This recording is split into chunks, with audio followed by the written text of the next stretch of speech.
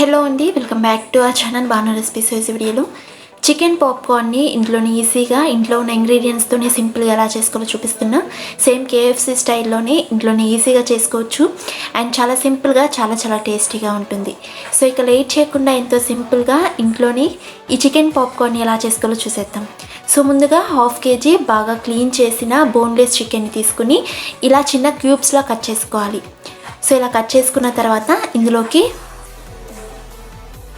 1 tea spoon salt లేదా మీ టేస్ట్కి తగినట్టు సాల్ట్ని యాడ్ చేసుకుని 1 టీ స్పూన్ కారం, 1 టీ స్పూన్ మిరియాల పొడి, 1 టీ స్పూన్ అల్లం వెల్లుల్లి పేస్ట్, 1/2 టీ స్పూన్ వేయించిన జీలకర్ర పొడి, 1/2 టీ స్పూన్ ధనియా powder, 1/2 teaspoon garam masala, అలానే ఒక 2 టేబుల్ స్పూన్ వరకు వెనిగర్ అవైలబుల్లో లేని వాళ్ళు 2 టేబుల్ స్పూన్ లెమన్ జ్యూస్ని యాడ్ చేసుకోండి. అలానే ఒక 1 teaspoon soya sauce, 1/4 cup వరకు పెరుగును యాడ్ చేసుకుని ఈ స్పైసెస్ అన్నీ ముక్కలకి బాగా పట్టేలా కనీసం ఒక 3 to 4 minutes పాటైనా బాగా మిక్స్ చేసుకోవాలి. ఇలా బాగా మిక్స్ చేసుకున్న తర్వాత ఈ చికెన్ని ఫ్రిడ్జ్లో పెట్టేసి ఓవర్ నైట్ అంతా మ్యారినేట్ చేసుకోవాలి. ఓవర్ నైట్ అంతా చికెన్ని మ్యారినేట్ చేసుకుంటే జ్యూసీగా చాలా టేస్టీగా ఉంటుంది. మీకు అంత టైం లేదనుకుంటే మినిమం 1 hour పాటైనా చికెన్ని ఖచ్చితంగా మ్యారినేట్ చేసుకోవాలి.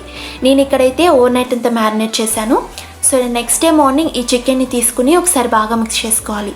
ఇలా బాగా మిక్స్ చేసుకున్న తర్వాత ఇంకొక ప్లేట్లోకి 1 కప్ మైదా తీసుకుని 1 కప్ మైదాకి కరెక్ట్గా 1/2 కప్ కార్న్ఫ్లోర్ని వేసుకోవాలి.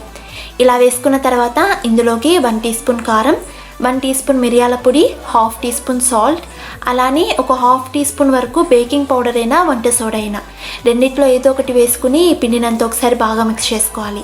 ఇలా మిక్స్ చేసుకున్న తర్వాత మనం ఆల్రెడీ మ్యారినేట్ చేసుకున్న చికెన్ని ఒక్కొక్క చికెన్ పీస్ని మనం ఆల్రెడీ మిక్స్ చేసుకున్న పిండిలోకి వేసి వీడియోలో చూపిస్తున్నట్టు ఇలా కాస్త ప్రెస్ చేస్తూ కోట్ చేసుకోవాలి. ఇలా కాస్త ప్రెస్ చేసుకోవడం వల్ల చికెన్లో ఉన్న మాయిశ్చర్కి ఈ పిండి అనేది బాగా కోట్ అవుతుంది. అలానే మనం ఆయిల్లో ఫ్రై చేసేటప్పుడు కూడా పిండి అనేది సపరేట్ అవ్వకుండా ఉంటుంది. సో ఇలా వీడియోలో చూపిస్తున్నట్టు అన్ని పీసెస్ని ఒకేసారి కోట్ చేసుకోవాలి. సో ఇలా అన్నిటినీ ఒకేసారి కోట్ చేసుకున్న తర్వాత వీటిని ఒక 10 minutes పాటు అలానే ఉంచేసేయండి.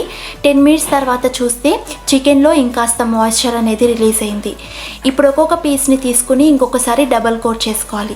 సో డబుల్ కోట్ చేసేటప్పుడు గుర్తుంచుకోండి, చికెన్ పీస్ అనేది అస్సలు ప్రెస్ చేయకండి. అలా ప్రెస్ చేసేస్తే మనకు షేప్ అనేది సరిగ్గా రాదు. సో ఇలా లైట్గా ఒకసారి ఫ్లోర్లో ఒకసారి ముంచేసిన తర్వాత ఎక్స్ట్రా పిండిని ఇలా దులిపేసేయండి. ఇలా దులిపేసిన తర్వాత ఇమీడియట్గా మనకి వేడి నూనెలోకి వేసి మీడియం ఫ్లేమ్లో మాత్రమే ఫ్రై చేసుకోవాలి. సో సేమ్ ఇదే విధంగా మిగతా చికెన్ పీసెస్ అన్నిటినీ ఒకసారి ఫ్లోర్లో ముంచేసి ఎక్స్ట్రా పిండిని అంతా ఇలా దులిపేసుకోవాలి. మీరు పిండిని ఇలా దులుపకుండా ఆయిల్లో వేసేస్తే ఆయిల్ మరింత పాడవుతుంది. సో ఇలా మీరు అబ్జర్వ్ చేసినట్టయితే ఒక సైడ్ నేను ఫ్లోర్లో ముంచేసి డైరెక్ట్గా ఆయిల్లో వేసి ఫ్రై చేస్తున్నా. ఇలా అన్నీ వేసుకుని మీడియం ఫ్లేమ్లో మాత్రమే ఫ్రై చేసుకోవాలి. మీరు హై ఫ్లేమ్లో ఫ్రై చేసేస్తే చికెన్ అనేది లోపల సరిగ్గా కుక్ అవ్వకుండా పచ్చిగా అలానే ఉండిపోతుంది. ఇలా ఆయిల్లో వేసిన తర్వాత ఒక 1 minute పాటు కదపకుండా అలానే ఉంచేసేయండి. మీరు వెంటనే కదిపేస్తే ఈ పీసెస్కున్న కోటింగ్ అంతా ఆయిల్లో వెళ్ళిపోతుంది.